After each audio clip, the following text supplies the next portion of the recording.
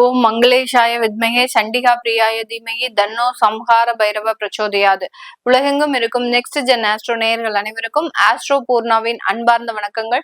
இன்னைக்கு நாம பார்க்கக்கூடிய சிறப்பு பதிவு ஜூலை மாத பலன்கள். இந்த ஜூலை மாத பலன்கள் அப்படின்னு பார்க்கும்போது மாத கிரகங்களின் கோச்சார நிலவரங்கள் அப்படின்றதுதான் நம்ம முதல்ல பார்க்கணும். மாத கிரகங்களாகப்பட்ட அந்த சூரியனாகப்பட்டவர் மிதுன ராசியில இருக்கிறார். புதனும் சுக்கிரனும் அந்த கடக ராசியில இருக்கிறார். அடுத்து 45 நாட்களுக்கு ஒரு முறை நகரக்கூடிய அந்த செவ்வாய் ஆகப்பட்டவர் அந்த ரிஷப ராசியில இருக்கிறார். காலபுருஷனுக்கு 2ஆம் இடமான அந்த ரிஷப ராசியில இருக்கிறார். இதுதான் இந்த மாத கிரகங்கள், முக்கியமாக நகரக்கூடிய இந்த கிரகங்களின் கோச்சார நிலவரங்கள். இந்த மாதத்துல இருக்கக்கூடிய கோச்சார கிரகங்களின் பெயர்ச்சிகள் அப்படின்னு பார்க்கும்போது 5ஆம் தேதி ஜூலை மாதம் அந்த சுக்கிரன் ஆகப்பட்டவர் கடக ராசியிலிருந்து சிம்ம ராசிக்கு கேதுவோட பெயர்ச்சியாகி செல்ல போகிறார். கேதுவோட கிரக சேர்க்கை பெற்று, அதாவது கேதுவும் சுக்கிரனும் சேர்ந்து செயல்படக்கூடிய ஒரு மாதமாக தான் இந்த மாதம் இருக்க போகுது. அடுத்து பாத்தீங்கன்னா 7ஆம் தேதி ஜூலை மாதம் புதனாகப்பட்டவர் அதிசார நிவர்த்தி அடைகிறார். அதாவது ரொம்ப ஃபாஸ்ட் மூவ்மெண்டா அந்த கடகராசிக்கு வந்திருக்கிறாரு.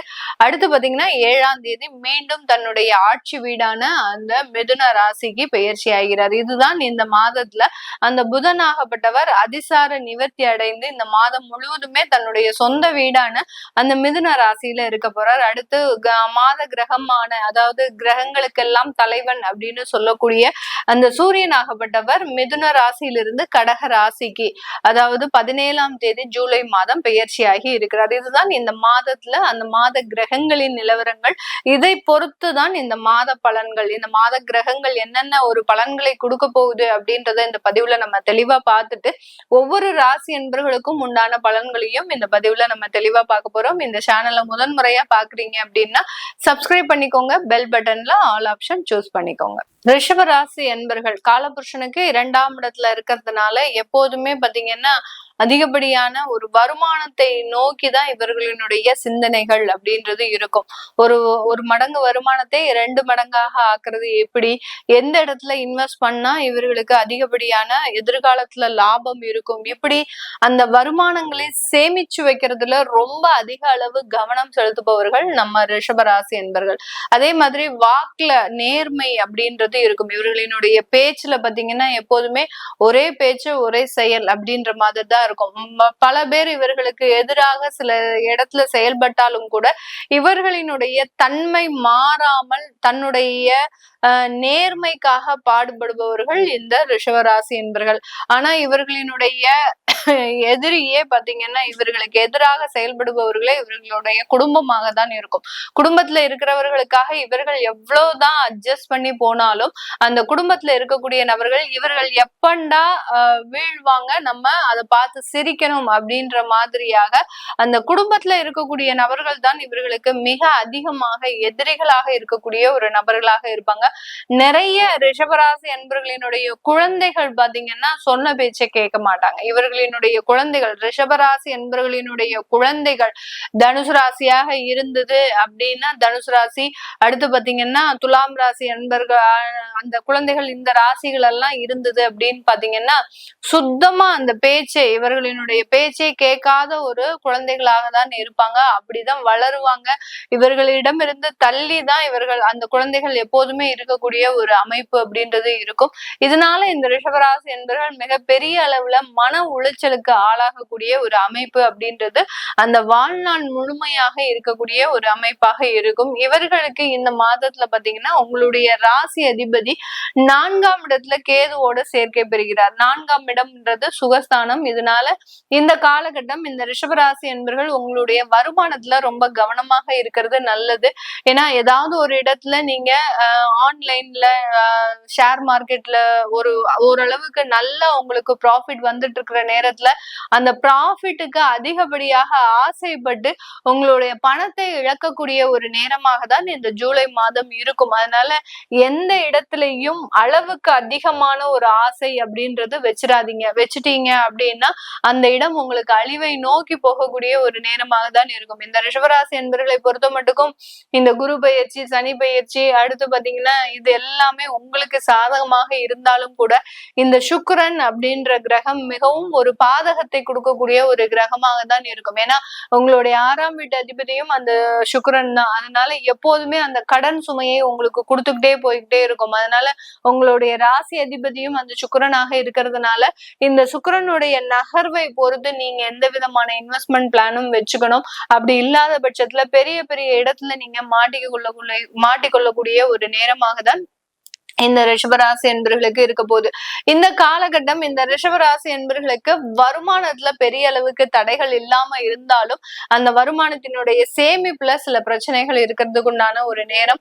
அடுத்து பாத்தீங்கன்னா சொத்துக்களை விற்கிறதுக்கு உண்டான சில முயற்சிகள்ல நீங்க இந்த காலகட்டம் ஈடுபட போறீங்க. ஏன்னா நிறைய சொத்துக்கள் பாத்தீங்கன்னா ரிஷபராசி என்பர்களுக்கு அவர்களினுடைய கடனுக்கான ஒரு சொத்துக்களாக தான் இருக்குமே ஒழிய அந்த பார்க்கும் போதே இதனாலதான் நம்மளுக்கு இவ்வளவு கடன் ஏற்பட்டுச்சு, இதனாலதான் இத்தனை அவமானங்களும் ஏற்பட்டுச்சு அப்படின்ற மாதிரியாக கடந்த 2 வருடங்களாக அந்த சொத்துக்கள் மூலமாக பெரிய அளவுக்கு மன திருப்தி இல்லாத ஒரு சூழ்நிலையில இருக்கிறீங்க.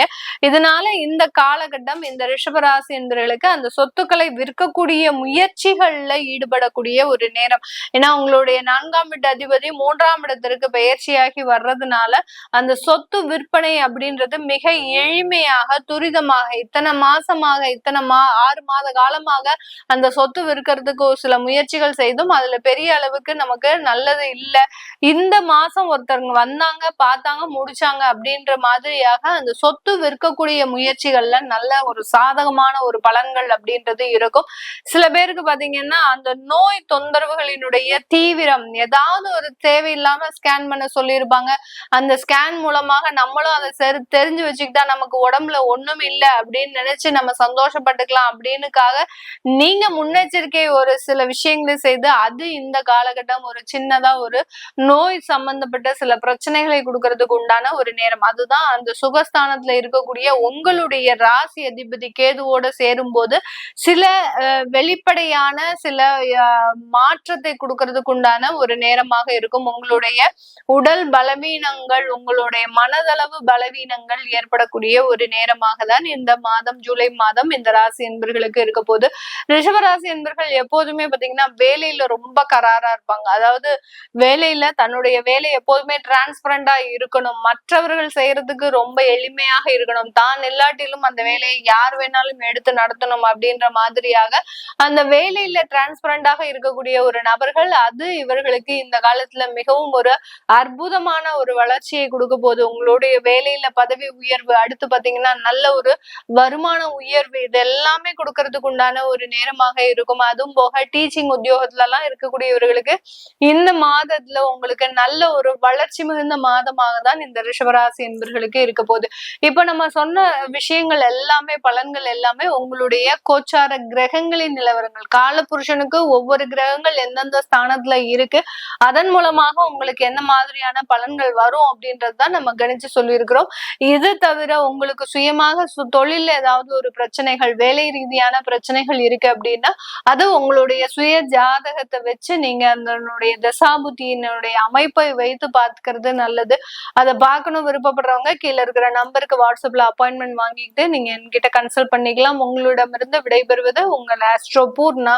நன்றி, வணக்கம். இது எல்லாமே உங்களுக்கு கோச்சார நிலவரப்படி பலன்களை கணிச்சு சொல்லியிருக்கிறோம். உங்களுடைய சுய ஜாதக பலன்களின் அடிப்படையில், தசாபுத்தி பலன்களின் அடிப்படையில் நிறைய பேருக்கு வெளிநாடு சம்பந்தப்பட்ட வாய்ப்புகள் வந்தும் அதை நீங்க யூஸ் பண்ணாம இருப்பீங்க. அதெல்லாம் நீங்க எப்படி சரி பண்றது அப்படின்றது உங்களுடைய ஜாதகத்தை வச்சு நீங்க தெரிஞ்சுக்கலாம். அதை பார்க்கணும் விருப்பப்படுறவங்க கீழே இருக்கிற நம்பருக்கு வாட்ஸ்அப்ல அப்பாயின்மெண்ட் வாங்கிட்டு நீங்க கன்சல்ட் பண்ணிக்கலாம். உங்களுடைய குழந்தைகளுக்கு ஜாதகம் எழுதணும், நியூமராலஜி படி பெயர் வைக்கணும்னு நினைக்கிறவங்களும் கீழே இருக்கிற நம்பருக்கு வாட்ஸ்அப்ல மெசேஜ் அனுப்புங்க. அதற்குண்டான விவரங்கள் தெரிய வரும். உங்களிடமிருந்து விடைபெறுவது உங்கள் ஆஸ்ட்ரோ பூர்ணா. நன்றி, வணக்கம்.